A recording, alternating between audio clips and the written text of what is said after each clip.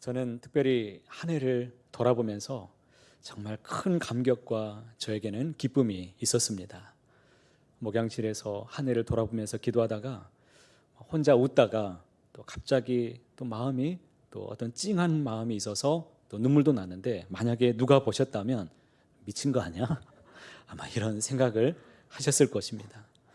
웃다가 울기도 하고, 이런 세월 하나님께서 함께 하셨기 때문인 줄 믿고, 또 우리 성도님들이 기도해 주셔서 여기까지 올 수가 있었습니다. 전적인 하나님의 도우심이 있었습니다.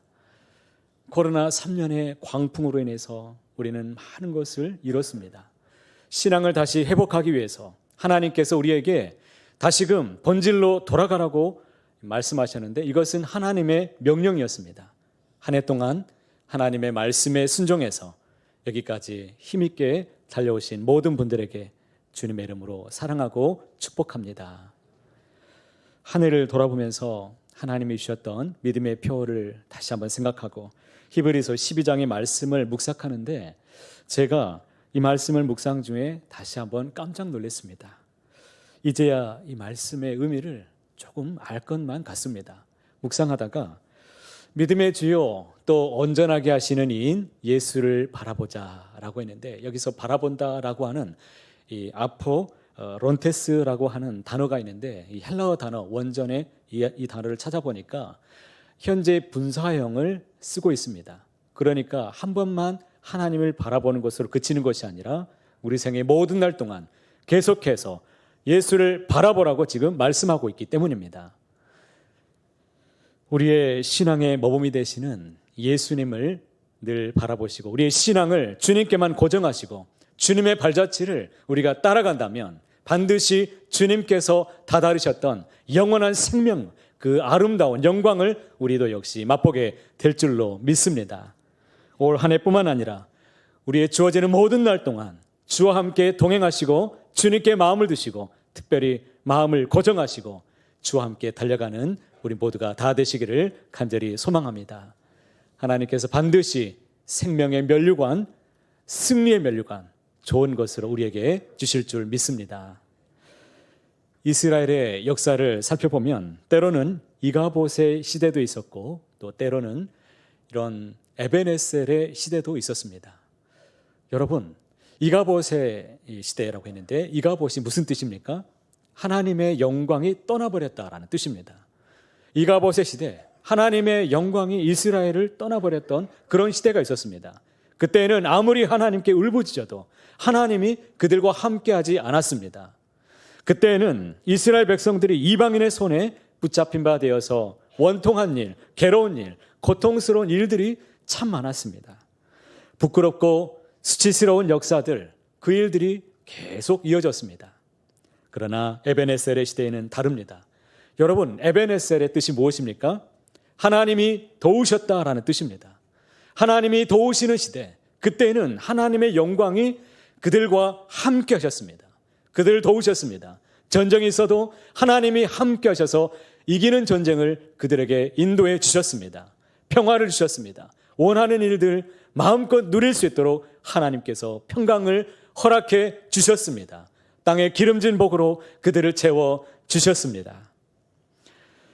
우리는 지금 이가봇의 시대에 지금 살아가고 있습니까? 아니면 이와 같이 에벤에셀의 시대에 우리는 살아가고 있습니까? 내 개인이 지금 이가봇입니까? 아니면 에벤에셀의 지금 상황에 있는 현실에 있는 것입니까? 오늘 말씀을 통해서 내 자신이 어디에 속해 있는지, 어디까지 왔는지를 정확히 정말 정직하게 분석해 보시고 하나님께서 과연 어떠한 때에 나와 함께 하셨고 은혜를 베푸셨는지 도와주셨는지를 한번 살펴보시길 바랍니다. 그리하여서 하나님의 도우심을 우리가 온전히 붙잡고 매 순간마다 이기며 살아가는 우리 모든 성도님들 되시기를 주님의 이름으로 축복합니다. 특별히 새해는 에벤에셀의 시대를 활짝 열게 되시기를 바랍니다.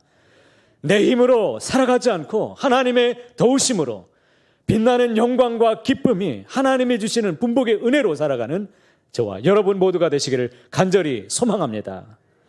에벤에셀의 시대가 온 것은 첫째로 이스라엘 백성들이 하나님 앞에서 그들이 모이기를 힘썼다는 것을 먼저는 우리가 주목해야 됩니다.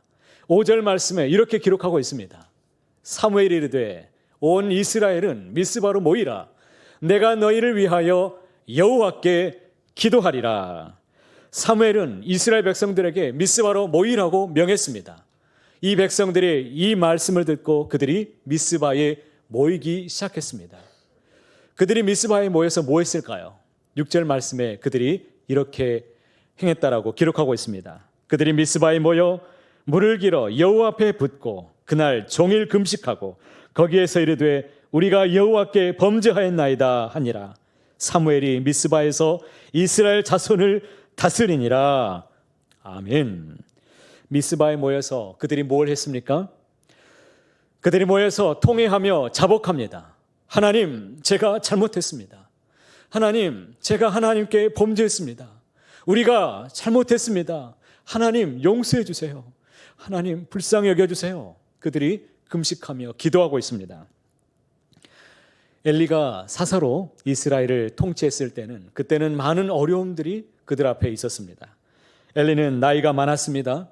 그래서 자기의 두 아들 홈니와 비느하스에게 제사장의 역할을 맡겼습니다. 엘리는 몸도 쇠약했지만 그는 영적으로도 아니 마음적으로도 점점 쇠약해졌습니다. 그래서 그는 하나님께 기도하는 일을 점점 게을리하게 되었습니다. 그는 자신이 기도하지 않으니까 한나가 성전에 와서 울부짖으며 간절히 기도하는데도 불구하고 그녀가 술에 취한 것처럼 보였습니다. 그리고 꾸짖기까지 했습니다. 그가 깨어있지 않으니까 그 시대에는 하나님의 말씀조차도 희귀하게 여겨지는 그러한 시대가 되었습니다. 그곳에 제단은 있었지만 기도가 없었습니다. 사람들이 제단 앞에 모이지 않았습니다. 말씀이 제단 앞에 없었습니다. 그 제단은 불 꺼진 제단에 불과했습니다. 그러다 보니 그 시대에 이가봇이 만연된 사회가 되고 말았습니다. 하나님을 부르고 있지만 진정 하나님의 영광이 없었습니다. 하나님의 임재가 없는 예배를 드리고 삶을 살아가고 있었던 그런 시대였습니다. 더구나 엘리는 두 아들이었던 이 아들 홈니와 비느하스를 제사장으로 만들어 놓긴 했지만 그 자녀들에게 신앙으로 양육하지 않았습니다. 그들은 불량자가 되었습니다. 자녀를 제대로 말씀으로 키우지 않으니까 하나님을 두려워할 줄도 몰랐습니다. 이스라엘 백성들이 하나님께 제사 드리기 위해서 구별하여 드린 제물들을 갖다가 뒤에서 다 가로채 버렸습니다. 심지어는 성막에서 수정 들고 있는 여종들과도 음란한 행위를 끊임없이 행했습니다. 그러니 하나님께서 어찌 그들을 그냥 내버려 두실 수가 있겠습니까? 하나님께서 이스라엘을 치셨습니다. 옆에 있었던 블레셋의 나라를 하나님께서 일으키셔서 그들을 회초리로 사용하셨습니다. 전쟁이 일어났습니다. 그때 홈니와 비느하스가 하나님의 언약궤를 메고 전쟁터 앞에 나아갔습니다. 그러나 아무런 소용이 없었습니다. 하나님의 영광이 그들을 떠나버렸는데 하나님의 언약궤가 그들과 함께 한들 무슨 소용이 있겠습니까? 하나님이 그 자리에 계시지 않는데 과연 무슨 의미가 있겠습니까? 그들은 전쟁에서 철저하게 패배했습니다. 홈니와 비느하스도 전쟁에서 죽었습니다. 그리고 언약궤도 다 빼앗겼습니다. 이런 기가 막힌 소식을 엘리가 그가 의자에 앉아있다가 듣게 되었습니다. 그가 깜짝 놀라서 의자에서 넘어져서 그만 목이 부러져서 그냥 세상을 떠나고 말았습니다. 아주 비참하게 인생의 말로를 최후를 보내게 되었습니다. 그러한 때에 엘리의 자부였던 비느하스의 아내도 임신 중에 있었는데 너무나 비참한 소식에 깜짝 놀랐는데 산통을 갑자기 겪게 됩니다. 갑자기 몸이 아프고 죽어가면서 아이를 낳았는데 그의 이름을 이가봇이라고 불렀습니다. 여러분, 이가봇 의미가 뭐였습니까? 하나님의 영광이 떠나버렸다. 하나님의 영광이 떠나버렸다라고 그의 이름을 지었습니다. 이가봇 시대 하나님의 영광이 떠나버렸을 때 거기에는 비극만이 있었습니다. 원통한 일이 계속 생겼습니다. 부끄럽고 하나님 앞에서 수치스러운 그런 일들이 계속 일어났습니다. 원통하고 불행한 일들이 꼬리에 꼬리를 물면서 일어나게 되었습니다. 하나님이 과연 이 백성들을 버리셨던 것일까요? 하나님이 진정 이 백성들을 외면하신 것입니까? 그렇지 않습니다. 하나님은 사랑이 많으시고 긍휼이 많으신 분이십니다. 그들이 돌아올 수 있도록 하기 위해서 하나님이 역사를 준비해 두고 계셨습니다. 이제는 이가봇의 시대를 마감하고 진정 하나님을 바라보는 시대, 진정 주님께 나와 에베네셀의 시대를 새롭게 맞이할 수 있도록 하기 위해서 한 사람을 예비해 두셨는데 그 사람이 누구입니까? 바로 사무엘이죠. 하나님이 어린 사무엘을 준비해 두셨습니다. 사무엘이 이스라엘의 새로운 지도자가 되었습니다. 사무엘이 이스라엘을 다스리기 시작했을 때 그가 가장 먼저 한 일이 무엇인 줄 아십니까? 그것이 바로 회개운동이었습니다. 하나님 앞에 나와서 모이기를 시작했습니다. 그들이 사는 길은 오직 한 가지, 하나님께 나와서 엎드려서 하나님께 돌아오는 길, 그 길밖에는 없는 것입니다. 아무리 우리가 애를 쓰고 열심히 수고하고 힘을 다해서 살아도 하나님이 도와주지 않으신다면 여러분 무슨 열매가 있습니까? 하나님이 오셔서 다스리시고 주관하시고 함께 하실 때 우리도 충만하고 우리의 물질의 분복, 모든 삶이 형통한 은혜가 있게 될 줄 믿습니다. 사무엘은 이스라엘 백성들에게 미스바로 모이라고 선포했습니다. 그 자리에 모여서 이 백성들이 물쏟듯 하나님께 마음을 겸비하여 모든 것을 내려놓습니다. 그런데 한번 생각해 보십시오. 당시에 모이는 일이 과연 쉬웠을까요? 지금이나 당시나 모이는 것은 참 여러 가지 이유 때문에 어려움들이 많이 있습니다. 당시에 이 블레셋이 그냥 내버려두지 않았습니다. 농사를 짓기만 하면 농사를 다 수탈해 가버리고 곡식들 다 빼앗아가고 사람들 잡아가고 그리고 짐승들도 다 빼앗기고 잡아가 버렸습니다. 농경지를 다시 개간하기 위해서는 많은 사람들이 필요하죠. 시간이 필요합니다. 사람들이 거기에 모여야 됩니다. 그런데 미스바로 모이라고요? 그 일이 과연 쉽겠습니까? 그런데 그 백성들이 깨달았습니다. 하나님이 도우시지 않는다면 우리는 일어설 수 없다. 하나님이 진정 우리와 함께하지 않는다면 우리가 아무것도 할 수 없다. 그래서 모이기 시작한 겁니다. 그들은 여호와 앞에서 물을 부었습니다. 물을 부었다는 것은 하나님 앞에 물 쏟듯이 우리의 마음을 쏟아놓고 진정 회개하고 하나님 앞에 나아가겠습니다. 결단한 것입니다. 금식하며 회개했습니다. 사랑하는 성도 여러분, 에베네셀의 시대를 진정 열기를 원하십니까? 우리들도 하나님 앞에 모이기를 힘쓰시기를 바랍니다. 물쏟듯 우리의 마음을 주님께 두시고 주와 함께 하기를 간절히 소망합니다. 모이는 일에 힘을 써야 됩니다. 모이는 데서 하나님의 역사가 시작됩니다. 하나님 앞에 모일 때 나도 살고 너도 살고 우리 모두가 사는 길이 그 중에 있는 줄을 믿습니다. 기독교 역사를 한번 살펴보십시오. 신앙의 붕은 언제나 하나님이 그 자리에 계실 때, 함께 모여있을 때, 주님 앞에 가까이 나와왔을 때 그 자리에서 임하였습니다.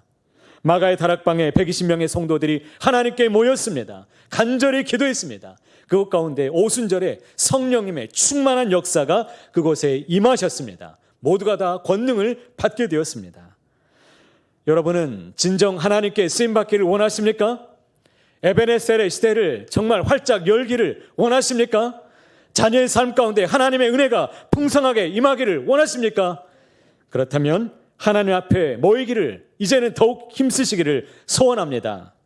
신앙의 중심은 예수 중심, 교회 중심으로 우리는 살아가야 되는 것입니다.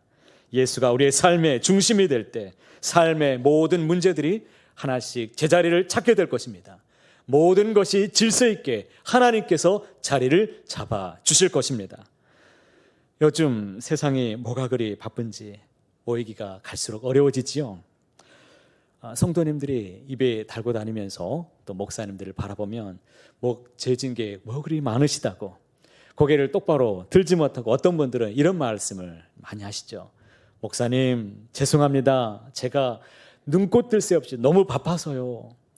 여러분 아무리 바쁘셔도 눈과 코는 뜨시기 바랍니다. 여러분 죽은 사람은 눈과 코를 뜰 수 없습니다. 그런데 산 사람은 눈과 코를 뜨고 살아야 됩니다. 정말 세상 일에 눈꽃 뜰 새 없이 바쁘다가 하나님이 이가봇 해버리면 그때는 진짜 눈도 코도 뜰 수 없습니다. 엘리 시대에는 모이질 않았습니다. 모이지 않았어요. 모임이 없었습니다. 그때는 이가봇 시대였습니다. 하지만 사무엘 시대에는 진정 하나님 앞에 모이기 시작했습니다. 그때 비로소 에베네셀의 시대가 열리게 되었습니다. 하나님의 소원이 이루어지게 되었습니다. 어떤 여자 집사님의 스케줄을 보니까 제가 깜짝 놀랐는데요. 월요일은 달 월자를 쓰니까 이 초생달처럼 예쁜 몸매를 가꾸기 위해서 그날은 테니스를 치는 날로 정해두었습니다. 그리고 화요일은 불화자를 쓰니까 이날에는 요리 강습을 하는 날로 정했습니다. 수요일은 물 숫자를 쓰니까 그날은 수영하는 날. 목요일은 나무 목자를 쓰지요. 그래서 그날은 또 화초를 가꾸고 꽃꽂이 하는 날로 정했습니다. 금요일은 불금이니까 그날은 무조건 바쁜 날이에요. 그날은 바쁜 날. 토요일은 흑토자를 쓰니까 땅바닥에 앉아서 붓글씨를 쓰는 날로 정했습니다. 그러니 언제 하나님을 만날 일이 있겠습니까? 언제 하나님을 만나고 언제 하나님께 은혜 받고 살아가겠습니까? 여러분, 열왕기상 9장 3절 말씀 함께 읽어보시겠습니다. 이 성전을 거룩하게 구별하여 내 이름을 영원히 그곳에 두며 내 눈길과 내 마음이 항상 거기에 있으리라. 이 말씀을 잠깐 두십시오. 이 성전에 하나님께서 거룩하게 구별하신다고 말씀하셨습니다. 이곳에 하나님의 이름을 두시고 영원히 이곳에 함께 하셔서 하나님의 눈길과 하나님의 마음을 어디에? 이 성전에 하나님께서 두시겠다라고 말씀하셨습니다. 그러니 여러분, 이 세상 가운데 여러분들이 이곳 가운데 마음을 두시고 주님 앞에 모이셔서 주님께 마음을 쏟아 놓으시기를 바랍니다. 새해에는 개인적인 성장도 중요하지만 우리 공동체가 함께 성장하는 에베네셀의 시대를 활짝 열게 되시기를 주님의 이름으로 간절히 소원합니다. 둘째로, 사무엘은 백성들과 함께 하늘의 하나님께 간절히 부르짖었습니다. 지금 이스라엘 백성들이 미스바에 모여 있습니다. 이 소식을 블레셋 사람들도 들었습니다. 이 사람들이 무장하고 정말 철병기를 들고서 군대를 일으켜서 미스바에 올라오기 시작합니다. 가만두지 않겠다고 이 사람들이 쫓아온 거예요. 그런데 이스라엘 백성들은 거기에 싸우기 위해서 모였습니까? 아니에요. 이 사람들이 성회로 모였습니다. 하나님께 금식하기 위해서 모여서 간절히 모여 있습니다. 그들이 무기다운 무기를 가지고 그 자리에 있었겠습니까? 전쟁을 일으키기 위해서 블레셋이 쳐들어온다는 이 소식을 듣고 그들이 벌벌 떨기 시작합니다. 너무나 두려웠습니다. 그들은 사무엘에게 기도를 요청했습니다. 우리를 위해서 간절히 부르짖어 달라고 요청했습니다. 사무엘이 백성들을 위해서 부르짖어 간구합니다. 그들과 함께 그 자리에서 간절히 통성으로 부르짖어 애원하며 간구했습니다. 9절 하반절에 이렇게 말씀합니다. 이스라엘을 위하여 여호와께 부르짖음에 여호와께서 뭐 하셨더라? 응답하셨더라. 사무엘은 하나님께 부르짖었습니다. 우리는 문제 앞에 부르짖어 간구해야 됩니다.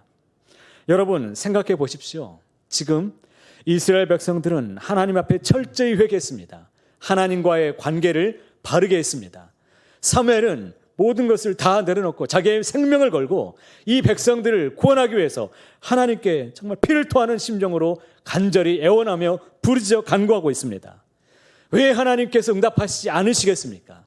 그들에게 함께 하셨고 이 전쟁에 하나님이 개입하셔서 큰 우레를 발하여 주셨습니다. 전쟁에서 이겼습니다. 참된 평화가 그 땅에 임하게 되었습니다. 어떤 할머니 한 분이 손자 집에 찾아가게 되었습니다. 이 손자가 자기 방에서 기도하는데 기도를 얼마나 세게 하는지 이 아이가 이렇게 기도합니다. 하나님, 저희 아빠가 저에게 자전거를 좀 사줄 수 있도록 해주세요. 하나님, 그러면서 계속 이와 같은 기도를 크게 아주 힘차게 기도하는 겁니다. 그래서 이 할머니가 이렇게 얘기했어요. 아니, 하나님이 기먹지 않았는데 왜 그렇게 크게 기도하느냐고 그랬더니 이 손자가 얘기합니다. 저도 알아요. 하나님은 들으시는데 우리 아빠가 못 들을까 봐 큰 소리로 내가 지금 기도한다고 그렇게 얘기했습니다. 여러분, 우리도 때로는 잔잔하게 하나님 앞에 조용히 기도할 때도 있지만 정말 사무엘과 같이 하나님께 부르짖어서 간구해야 될 때가 있습니다. 그때가 언제입니까? 우리가 고난 앞에 있을 때, 큰 문제 앞에, 인생의 어려움 앞에 있을 때, 자녀의 앞길에 정말 기도하면서 하나님 앞에 온전히 맡겨야 될 때, 새해를 열어가며 모든 것을 하나님께 주관해 주도록 맡겨야 될 때, 그때 우리는 모여야 됩니다. 그때 우리는 하나님께 부르짖어서 간구해야 됩니다. 히브리서 12장 12절 이하에 하나님께서 우리 성경에 이렇게 말씀하죠. 그런데 이 말씀을 읽기 전에, 이 말씀은 우리가 새해 주셨던 말씀, 히브리서 12장 2절에 예수를 바라보자라는 말씀의 결론입니다. 이 결론이 무엇을 말하고 있습니까? 같이 함께 읽어보겠습니다. 그러므로 피곤한 손과 연약한 무릎을 일으켜 세우고 너희 발을 위하여 곧은 길을 만들어 저는 다리로 하여금 어그러지지 않고 고침을 받게 하라. 아멘. 고난 가운데 있는 성도들에게, 우리 모두에게 하나님께서 요구하시는 말씀이 무엇입니까? 그것은 우리의 피곤한 손과 연약한 무릎을 일으켜 세우라는 것입니다. 간절히 하나님께 나와 기도하라는 거예요. 믿음의 길을 똑바로 걷기 위해서, 믿음의 경주를 온전히 완주하기 위해서는 내 힘으로, 능력으로 아무것도 할 수 없기 때문에 기도하며 전적으로 주님께 의탁하며, 그것은 피곤한 손과 연약한 무릎을 일으켜 세우는 일이다라고 주님이 가르쳐 주셨습니다. 기도의 무릎이 만약에 문제가 있다면 여러분, 이것도 고침을 받아야 됩니다. 시련에 직면하게 되면 쉽게 낙담하고 우리는 좌절하게 됩니다. 그 자리에 주저앉습니다. 힘이 풀려서 맥없이 주저앉아서 영적인 침체기에 우리는 빠질 수 있습니다. 그럴 때일수록 우리는 더 약해진 우리의 연약한 무릎을 일으켜 세워서 하나님 앞에 더욱 간구의 자리로 나올 수 있게 되기를 소원합니다. 야고보서 5장 13절에 이렇게 말씀합니다. 너희 중에 고난당하는 자가 있느냐? 그는 뭐 할 것이요? 기도하라고 말씀합니다. 여러분 가운데 혹시 고난의 문제가 있습니까? 미래가 불안한 분이 계십니까? 자녀의 문제 때문에 아픔이 있습니까? 사업의 문제가 아직 풀리지 않고 있습니까? 새해 더욱 하나님의 도우심이 필요한 분이 계십니까? 낙심하지 말고 절망하지 말고 다시 한번 기도의 무릎을 일으켜 세우시기를 소망합니다. 저는 이 한 주간에 여러분을 위해서 더욱 부르짖는 기도에 들어가기를 원합니다. 그 자리에 여러분도 새벽을 깨워서 함께 그 자리에서 부르짖어 간구해 주시기를 부탁을 드립니다. 함께 기도함으로 에베네셀의 새로운 시대를 함께 열망하며 활짝 열게 되시기를 간절히 소원합니다. 마지막으로 이스라엘이 또한 하나님 앞에 어떻게 해서 에베네셀의 시대를 열게 되었습니까? 마지막은 이스라엘은 하나님께 온전한 예배를 드리게 되었습니다. 사무엘은 그냥 부르짖어 간구만 한 것이 아니었습니다. 9절 말씀을 함께 읽어보겠습니다. 사무엘이 젖먹는 어린 양 하나를 가져다가 온전한 번제를 여호와께 드리고 이스라엘을 위하여 여호와께 부르짖음에 여호와께서 응답하셨더라. 아멘. 엘리의 두 아들 홈니와 비느하스가 여러분 하나님께 제사를 드리지 않았습니까? 날마다 열렬하게 제사를 드렸습니다. 항상 예배했습니다. 그런데 하나님이 온전한 예배로 받아주지 않았습니다. 그때는 이가봇의 시대였습니다. 영광이 떠나버렸습니다. 그러나 사무엘은 하나님께 온전한 예배를 드렸다라고 말합니다. 에베네셀의 시대가 열리게 된 겁니다. 사랑하는 성도 여러분, 하나님께 예배할 때 정말 온전한 예배를 드리시게 되기를 바랍니다. 기도할 때도 하나님께 전심을 다하여 기도하십시오. 찬송할 때도 정말 온전한 마음을 다해서 진정으로 하나님을 찬양하시길 바랍니다. 하나님께 예물을 드릴 때에도 구별하여서 정성껏 주님께 드리시기를 바랍니다. 예물에 많고 적음이 문제가 아니라 정말 구별하여 정성을 다하여 드릴 때 구별하여 드린 그 모든 것을 하나님이 예배를 기쁘시게 받아주시는 것입니다. 구약시대에는 예배를 드리는 성도들은 모두가 참여자였습니다. 그때에는 모세 때도 그랬고 에스라 때도 마찬가지입니다. 모든 회중이 예배 가운데 함께해서 기뻐하고 춤을 추기도 하고 그 자리에서 통성으로 울부짖으며 눈물로 기도하기도 했습니다. 그들은 모두가 회중이 참여자였습니다. 시간이 흘러서 중세시대가 되었을 때 그때는 회중이 모두가 다 구경꾼이 되었습니다. 성직자들은 성도들을 참여하지 못하도록 다 막았습니다. 찬송도 부르지 못하게 했습니다. 성경도 주지 않았습니다. 성경 말씀도 읽지 못하게 했습니다. 하나님의 말씀은 오로지 거룩한 구별된 성직자들만 읽을 수 있다. 성도들에게 성경도 주어지지 않았습니다. 다시 그들에게 종교 개혁이 일어났습니다. 회중들은 다시 한번 자유롭게 예배할 수 있게 되었습니다. 만인 제사장이 되어서 모두가 다 주님 앞에 나와 경배하며 찬송하며 예배드리는 그런 순간들이 있었습니다. 그러면서 세월이 흘렀습니다. 어느덧 세월이 흘러서 다시 한번 예배의 변혁이 일어났습니다. 신학자들이 오늘날 이 시대를 가리켜서 회중들을 뭐라고 정의하는 줄 아십니까? 오늘날의 회중은 비평가라고 정의합니다. 예배가 끝나면 찬양팀의 찬양이 어떠했는지, 선곡이 뭐였는지 평가합니다. 그리고 그들의 실수에 대해서 지적합니다. 그리고 무엇이 잘못되는지에서 서로 이야기합니다. 목사님의 설교에 대해서 재단합니다. 예배를 마치니 마치 이 관람하는 이 관객인 마냥 그들이 앉아서 팔짱 끼고 또 그런 분들 없지만 또 다리도 꼬우고 흔들면서 지켜보는 거죠. 오늘날 이런 시대가 되었습니다. 예배에서 가장 중요한 것은 예배를 드리는 이 대상과 주님을 향한 우리의 진정한 마음, 진심을 하나님이 받기를 원하십니다. 하나님이 기뻐하시는 예배는 형식과 규모에 있지 않습니다. 그것은 단지 마음에 있습니다. 3절 말씀에 이렇게 말씀하죠. 너희 마음을 여호와께로 향하여 그만을 섬기라. 그리하면 너희를 블레셋 사람의 손에서 건져내시리라. 사무엘은 온전한 예배를 드리기에 힘썼습니다. 이 백성들과 함께 모여서 모두가 마음을 주님께로 담아서 드리기를 힘썼습니다. 온전히 하나님께만 향하기를 힘썼다는 것입니다. 여러분, 세상을 살면서 여러분의 시선은 과연 어디에 두시며 살아가고 계십니까? 예수님은 이 세상에 계실 때에 무엇을 보든지 그것을 통해서 하나님을 바라보셨습니다. 공중에 나는 참새 한 마리를 바라보시면서도 그것을 통해서 하나님을 바라보았습니다. 이런 미물인 이 참새 한 마리도 하나님께서 돌보아 주시는구나, 하나님께서 먹여주시는구나, 입혀주시는구나, 그러면서 찬양했습니다.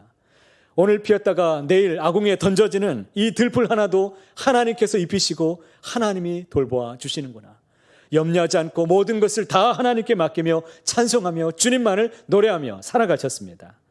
일이 잘 풀릴 때에도, 그리고 막힐 때에도, 곤고할 때에도 오직 주님을 바라보게 되시기를 바랍니다. 하나님을 바라보고 의지하면 하나님이 우리를 돌봐주시고 책임져 주실 것입니다. 오늘도 우리는 하나님의 도우심이 필요합니다.